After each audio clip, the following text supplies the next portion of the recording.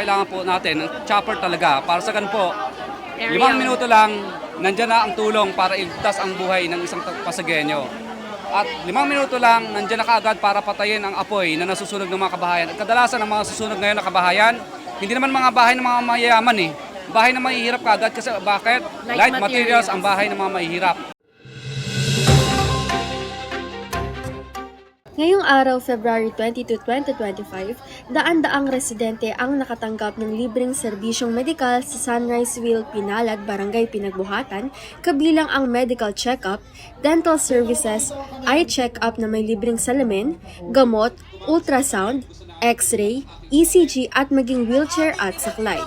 Bukod dito, may beauty services din tulad ng libreng masahe, gupit, manicure at pedicure para sa mga Pasigueño. Nandito din ang kusina ni Ate Sara na nagbibigay ng libreng pagkain, pati na rin ang kids zone play area para sa mga bata. Isa sa mga bagong serbisyong inihandog ngayon ay ang HIV screening services na isinasagawa ng confidential para matiyak ang privacy ng mga sumasailalim dito. Ayon kay Ate Sara Diskaya, layunin ng kanilang grupo na patuloy na maghatid ng tulong at serbisyong medikal sa mga nangangailangan. Nabanggit din nito sa aming panayam na patuloy ang kanilang misyon na maghatid ng libreng serbisyong medikal sa iba't ibang barangay sa lungsod ng Pasig. Aniya, Siyempre yung medical mission, tuloy-tuloy kung sakasakaling pala rin, no? Tuloy-tuloy pa rin yan, but that's just a temporary solution sa healthcare natin. Ang gusto natin talaga is magpatayo ng ospital. So, in 2 years, kaya natin yan kasi siyempre kami, builders kami, no? So, contractor kami, alam namin yung time span kung kaya o hindi. Ayaw namin kasi yung mga platforms namin, ayaw namin magsalita, yung hindi namin kayang gawin.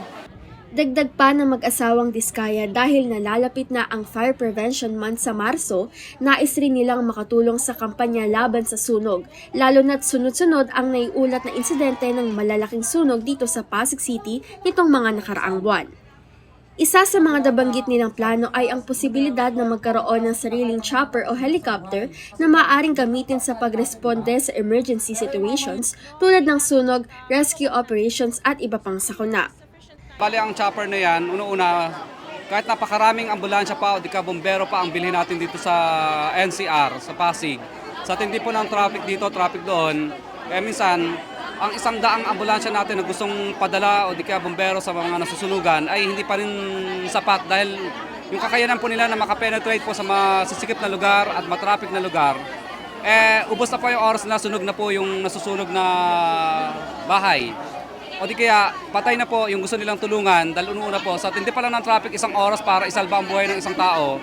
1 oras na naman para madala sa ospital, so kailangan po natin ng chopper talaga. Para sa ganun po, 5 minuto lang, nandyan na ang tulong para iligtas ang buhay ng isang Pasagueño. At 5 minuto lang, nandyan na kaagad para patayin ang apoy na nasusunog ng mga kabahayan. At kadalasan ng mga susunog ngayon na kabahayan, hindi naman mga bahay ng mga mayayaman eh.